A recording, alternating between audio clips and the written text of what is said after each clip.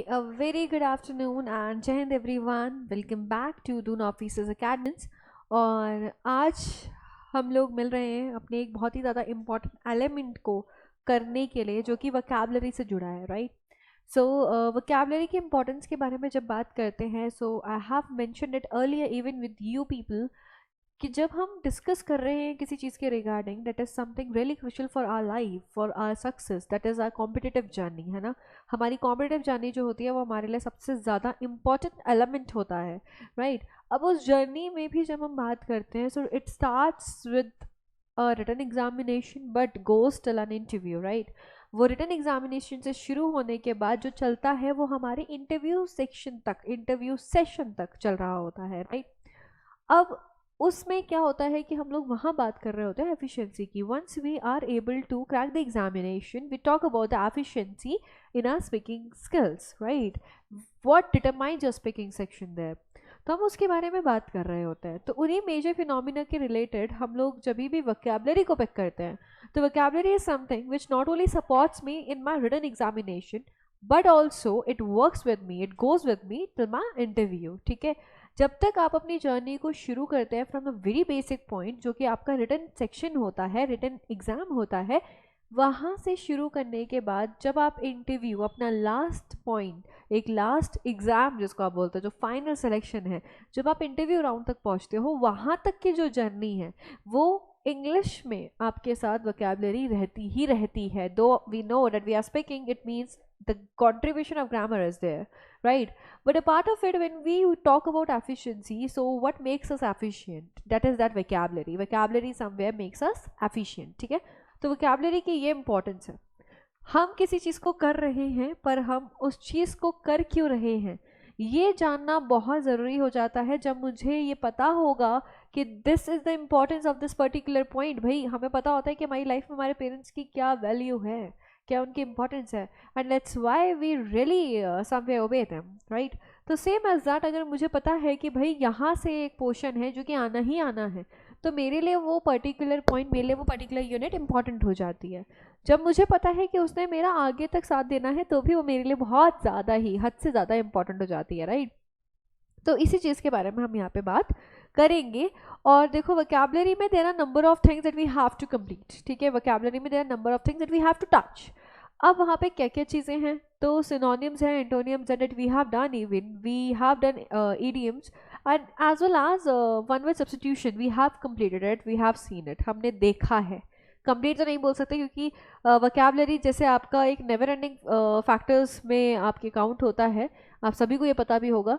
तो vocab is something you can not complete because there are number of terms, we can not touch every single word, है ना, ऐसा तो नहीं हो सकता है. बट आज हम ले रहे हैं, हमने पिक किया है वन वर्ड सब्स्टिट्यूशंस को. ठीक है, वन वर्ड सब्स्टिट्यूशन की जब भी आप बात करते हो, मैंने हर बार मेंशन किया है, हर बार बताया है कि इंग्लिश की एफिशिएंसी, आपकी स्पीकिंग स्किल्स जो हैं, आपकी स्पीकिंग एफिशिएंसी को बढ़ाने का काम आपका वहाँ पे वोकैब करेगा. और उस वोकैब में स्पेशल जो है एक यूनिट है जो कि वन वर्ड सब्स्टिट्यूशन की है, और वो काफ़ी ज़्यादा अच्छी यूनिट है, जहाँ मुझे लगता है कि यार मेरा ये जो पूरा प्रॉपर स्टेटमेंट बन रहा है ना, यहाँ मैं एक वर्ड से काम चला सकती हूँ. ठीक है, मैं एक अच्छा वर्ड वहाँ पे इम्प्लाई कर सकती हूँ. There are people who take it as a one only as one meaning, but there are a number of people who takes it somewhere else, है ना, somewhere in a different gross.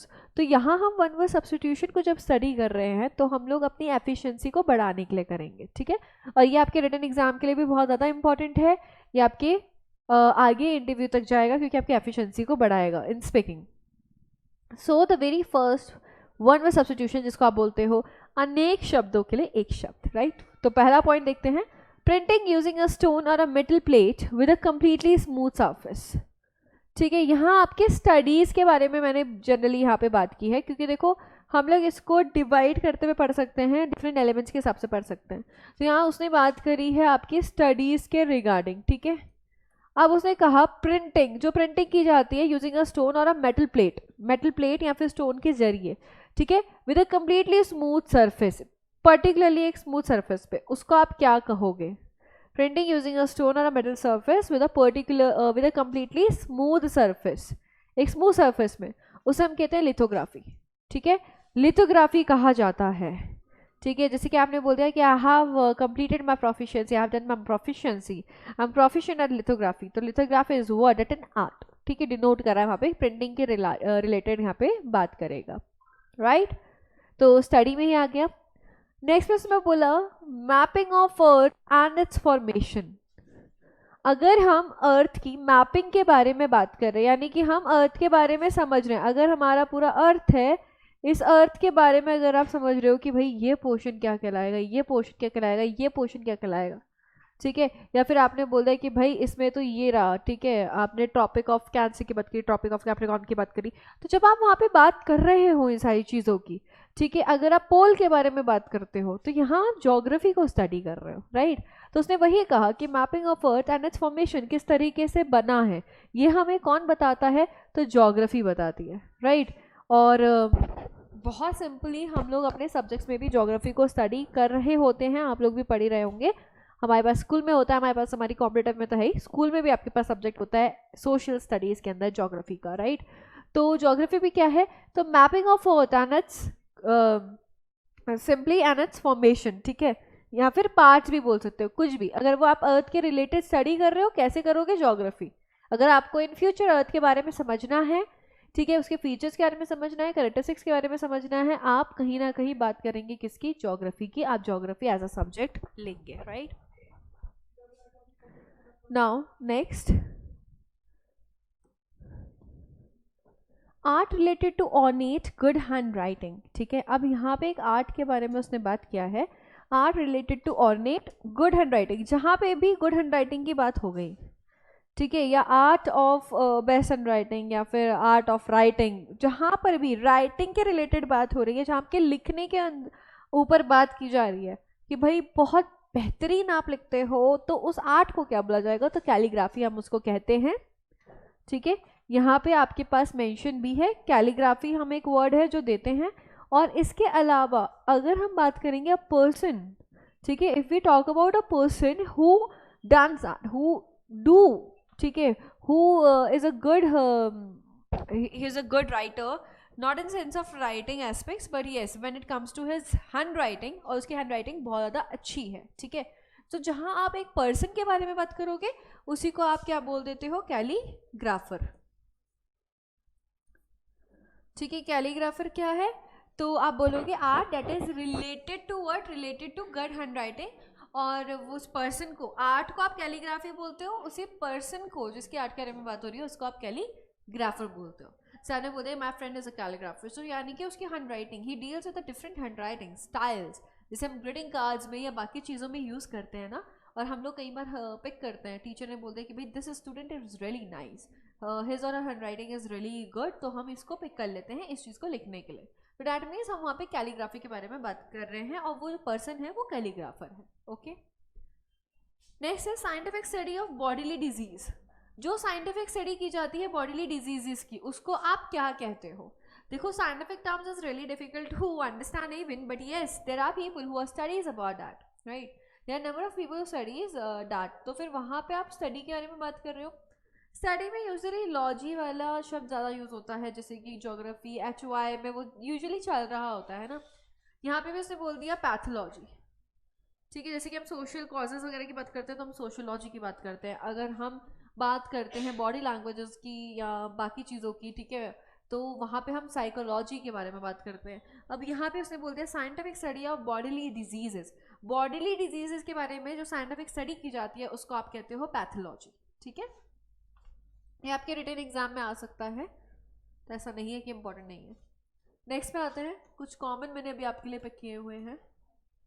यहाँ पे है study of words, study of words, अगर हमें words को देखो, अगर हम प्रोफिशिएंट बनना चाहते हैं, हम इंडिविजुअल एस्पेक्ट पे सेलेक्ट करते हैं, है ना, हम इंडिविजुअल एस्पेक्ट पे सेलेक्ट करने के बाद ये डिसाइड करते हैं कि this is the field I want to work on या वर्क इन, राइट, ये वो फील्ड है, ये वो चीज़ है जिसके ऊपर मैं काम करना चाहता हूँ या जिसमें मैं काम करना चाहता हूँ, तो हम किसी एक को पिक कर रहे होते हैं, ठीक है, एक ही के बारे में हम डेप्थ स्टडी करते हैं। तो यहाँ पे जैसे उसने बर्ड्स के ऊपर अगर आप स्टडी कर रहे हो तो क्या बोला जाएगा, ऑर्निथोलॉजी उसको कहा जाएगा, the study that is based on birds, ठीक है। तो बर्ड्स के रिगार्डिंग जब भी आप स्टडी करेंगे ऑर्निथोलॉजी आप उसको कहेंगे। नेक्स्ट में उसने बोला स्टडी ऑफ सेलेस्टियल बॉडीज, अगर आप सेलेस्टियल बॉडीज के बारे में बात करेंगे जैसे ठीक है, जैसे कि अगर आपने कॉमेट्स के ऊपर बात करी, आपने स्टार्स या बाकी चीज़ों के बारे में बात करी, तो वहाँ आप क्या बोलोगे उसको? ठीक है, अगर हम उसको बोलते हैं कि the science that is based on this तो एस्ट्रोनॉमिकल साइंस बोलते हैं, तो यहाँ पे भी स्टडी ऑफ सेलेस्टियल बॉडीज में आ जाएगा एस्ट्रोनॉमी। जहाँ पर आप समझते हैं, क्या समझते हैं, आप कॉमेट्स के बारे में समझते हैं, आप वहाँ पे डिस्टेंसेस को मेजर कर रहे हैं, आप वहाँ पे रॉक फॉर्मेशन जो भी, मतलब आप वहाँ बात कर रहे हो, स्पेस से रिलेटेड बात कर रहे हो, है ना। जैसे कि वो पर्सन जो भाई स्टडी कर रहा होता है, फिर हम उसको क्या बोल देते हैं, एस्ट्रोनॉट्स वगैरह। काफ़ी लोग बोलते हैं कि भाई मुझे एस्ट्रोनॉट बनना है, ठीक है, क्योंकि मुझे रिसर्च करना है इस चीज़ पर। तो साइंस के ऊपर बात हुई तो एस्ट्रोनॉमिकल साइंस है, अगर हमने स्टडी के ऊपर नॉर्मल बात करी तो एस्ट्रोनॉमी है, अगर आपने बीइंग अ पर्सन वहाँ पे बात करा तो वहाँ पे आपके पास एस्ट्रोनॉट है। तो ये जो वर्ड्स हैं लिंक्ड हैं, आपको इसके बारे में पता होना चाहिए, राइट। नेक्स्ट पे बात करते हैं now, study of collection of coins, tokens, paper, money etcetera. अब देखो मनी के ऊपर भी स्टडी की जाती है, ठीक है, तो वो बोल रहा है study of collection of coins, जो कलेक्ट करते हैं कॉइन्स को, उसकी भी स्टडी होती है कि हाँ भाई ये इतना पुराना, जैसे कई बार आप बोलते हैं कि हाँ भाई डिस्कवरी की जाती है, ठीक है, डिस्कवर किया जाता है चीज़ों को, बट स्टिल हम लोग बोलते हैं कॉइन्स को कलेक्ट किया, फिर उसके ऊपर एक रिसर्च हो रही है, उसके ऊपर भी स्टडी हो रही है।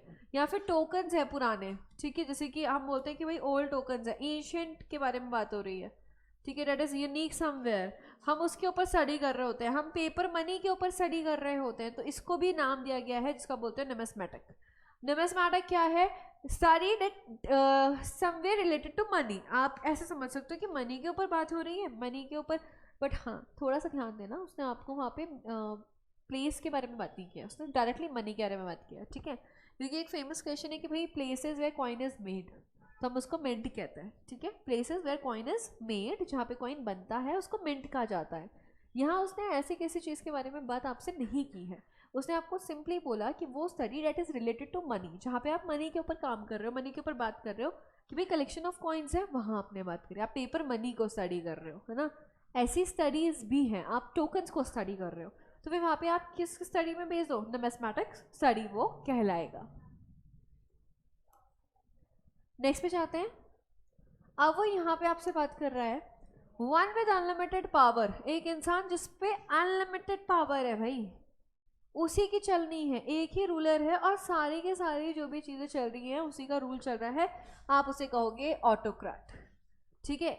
One who do carry immense power, ठीक है, one who with unlimited power, भाई जो उसने बोल दिया वही होगा, तो ऐसी सिचुएशन जो होती है उसे हम बोलते हैं ऑटोक्रेट, और ऐसी रूलिंग को हम बोलते हैं, ऐसी जो रूलिंग है जो उसको पूरा नाम देंगे तो हम उसको ऑटोक्रेसी कहते हैं, ठीक है। जैसे हमारे पास ऑटोक्रेसी है, हमारे पास मोनार्की हो रही होती है, हमारे पास डेमोक्रेसी है, सेम एज दैट ऑटोक्रेट यहाँ पे है तो विद अनलिमिटेड पावर, जब किसी एक पे ही पूरी की पूरी पावर आ जाए, ओके।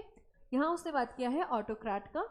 नेक्स्ट वो कह रहा है one who walks on ropes, एक इंसान जो कि रोप्स पे चले, राइट, हम उसे बोलते हैं फनाम्बलिस्ट, फनाम्बलिस्ट कहा जाता है उस इंसान को हु वॉक्स ऑन रोप, ठीक है।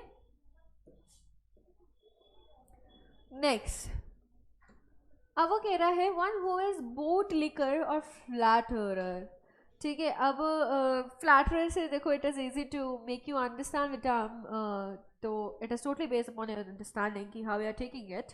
यहाँ उसने कहा चमचागिरी करना कहते हैं हम इसको, ठीक है, हम इसको हिंदी में कहते हैं चमचागिरी, ठीक है, सच्चा बूट लिकर हम इस तरीके से भी बोलते हैं उसको, आप हे सच्चा साइकोफेंट भी बोल सकते हो। अगर आपको लगता है कि भाई मैं यहाँ पे बोल रहा हूँ कि ये सच्चा बूट लिकर और दैट डजंट सीम्स गुड, है ना, देखो मतलब तो खैर वही है, लेकिन यस हम उसको चेंज कर सकते हैं, हम उसको बोल सकते हैं सच अ साइकोफेंट, ठीक है। तो sycophant means the same somebody who really use such a flattery tongue, ठीक है, कि भाई बहुत ज़्यादा मीठा मीठा बोल के आपको फंसाया जा रहा है, राइट, तो फिर उसको हम बोलते हैं साइकोफेंट, ओके, चमचागिरी करना उसको हम कहेंगे। नेक्स्ट है one who has keen interest in food and drinks, कोई ऐसा इंसान जिसका बहुत ही ज़्यादा इंटरेस्ट है फूड या ड्रिंक्स में, भाई बहुत ज़्यादा फूडी फूडी बहुत चल रहा है ना, उसको आप गवर्नमेंट भी कहते हो, ठीक है। तो instead of using the term foodie every time we can use this term gourmand also, ठीक है, तो gourmand is means the same, ठीक है, somebody who has keen interest in food and drinks, जिसको बहुत ही ज़्यादा इंटरेस्ट है खाने से, प्यार है उसको खाने पीने से, ठीक है, तो हम उसको गवर्नमेंट कहेंगे, राइट, क्लियर। नेक्स्ट पे आते हैं, अब हम बात करते हैं एक इम्पॉर्टेंट वन वर्ड सब्स्टिट्यूशन की that I personally have seen in number of examination, और इसका हम बोलते हैं लव फॉर मैनकाइंड, जिसे प्यार हो मैनकाइंड से, ठीक है, तो उसको हम बोलते हैं फिलैंथ्रोपिस्ट। फिलैंथ्रोपिस्ट होगा ये, ठीक है। फिलैंथ्रोपिस्ट क्या होता है कि somebody who do carry a proper love, unconditional love, और you can say love for mankind, ठीक है। जब उसको मैनकाइंड से प्यार हो उसको फिलैंथ्रोपिस्ट कहा जाता है। नेक्स्ट है someone who loves collecting books. अब क्या होता है, कुछ लोगों की आदत होती है, it might be from his friend circle itself, और वहाँ पे भी किसी, अब तो फिर भी एक, जब से हम इंटरनेट के इतने ज़्यादा इंटरनेट से जब से हम कनेक्ट हुए हैं, है ना, तो दो it is based over the connectivity itself, but yes हम इतना ज़्यादा उससे क्लोज हो रहे हैं, इतना ज़्यादा कनेक्ट हो रहे हैं कि for now we are forgetting about books, keeping books and something, but still there is a corner way we can see number of people who really love collecting books. किसी किसी को स्टेशनरी का, books का बहुत शौक होता है। तो एक इंसान जो कि बहुत अच्छा रीडर है ना, जो बहुत ज़्यादा रीड करना जिसको पसंद है, तो वो क्या करते हैं, बुक्स को कलेक्ट करते हैं, और बुक्स कलेक्ट करके अपना एक पूरा का पूरा स्टोर बनाते हैं उसका, ठीक है, या फिर एक पूरा प्रॉपर बुक शेल्फ में आपने रखा हुआ है, because you love collecting books. So if you love collecting books, तो हम उसको क्या बोलेंगे, तो उसको हम बोलेंगे बिब्लियोफाइल, ठीक है। Bibliophile is that person who really love to keep books, ठीक है, उसको हम बोलेंगे। तो लव्स कलेक्टिंग बुक्स हमारा हो जाएगा bibliophile. Next, one who loves and admires the British. एक इंसान जो कि काफ़ी ज़्यादा क्या करता है, पसंद करता है या फिर एडमायर करता है ब्रिटिश को। अब जब ब्रिटिश बोला है, तो द ब्रिटिश यानी कि हम पूरी की पूरी क्लास के बारे में बात करें, वहाँ पे हम पर्सन के बारे में बात नहीं करते हैं सिर्फ, ठीक है। हम उनका हो सकता है रहन सहन एंड बाकी चीज़ें, काफ़ी लोग इंस्पायर होते हैं, काफ़ी लोग एडमायर कर रहे होते हैं, काफ़ी ज़्यादा लोगों का एक बहुत अच्छा खासा इन्फ्लुएंस होता है, ठीक है। तो वहाँ हम उसको एंग्लोफाइल बोलते हैं, one who loves and admires the British, ठीक है। तो हम बोल सकते हैं कि एक तरीके से कल्चर, जैसे कि वेस्टर्न कल्चर का जो प्रभाव है वो अभी भी आई गेस बहुत ज़्यादा है, जैसे जैसे टाइम चल रहा है, तो वी हैव दैट कीन इन्फ्लुएंस ऑफ दैट, तो हम यहाँ पे बोल सकते हैं एंग्लोफाइल। तो आप उसको किसी को भी, इंस्टेड ऑफ सेइंग कि भाई वो तो ऐसा है, वो तो अंग्रेज़ है, हम काफ़ी ज़्यादा ऐसे करके बोलते हैं ना, so instead of that you can use one thing that, ठीक है, you he is such an anglophile. Anglophiles means कि भाई वो क्या है, वो कहीं ना कहीं आपका ब्रिटिश के बारे में बात हो रही है, कि one who loves and admire, जो एडमायर करता है काफ़ी ज़्यादा, हो सकता है कि उनकी राइडिंग स्किल्स के बारे में, हो सकता है उनकी गैजेट्स के बारे में, हो सकता है उनकी काम करने के तरीके के बारे में, बट यहाँ पे उस तरीके से इन्फ्लुएंस को दर्शाया है, ठीक है। नेक्स्ट आपके बारे में बात हो रही है यहाँ पे आपके साथ रिलेटेड टू मैरिज। अगर कोई चीज़ रिलेटेबल टू मैरिज होगी, जैसे कि हम लोग कई बार साइट्स, आज की डेट में we have number of sites that someway shows us some profiles related to marriage, right, हम उसको मैट्रिमोनियल साइट्स कहते हैं, है ना। तो something which is related to marriage it's termed as matrimony. Matrimony क्या है, something that is relatable to marriage. कोई भी चीज़ जब वो रिलेटेबल होगी मैरिज से, उसको आप मैट्रिमनी कहेंगे। Next, one who believes in the presence of God. देखो, presence of God, absence of God, यानी कि कोई इंसान जो बहुत बिलीव करता है गॉड पे, कोई इंसान जो बिल्कुल नहीं करता, कोई इंसान करता भी नहीं करता यानी कि श्योर नहीं है, ठीक है। तो इस तरीके में भी काफ़ी सारे स्टेटमेंट्स आपको एग्जाम में देखने को मिलते हैं। तो यहाँ पे उसने कहा one who believes in the presence of God, जो कि काफ़ी ज़्यादा बिलीव करता है गॉड के प्रेजेंस पे, उसको आप कहते हो थीस्ट, ठीक है। Theist is that person who believes in the presence of God, कि हाँ भाई भगवान तो है। नेक्स्ट, यही आपके पास देखो आगे कि one who doesn't believe in the presence of God. अब एक इंसान जो कि बिल्कुल बिलीव नहीं करता, तो उसमें थीस्ट के आगे ये लगा दो एथिस्ट।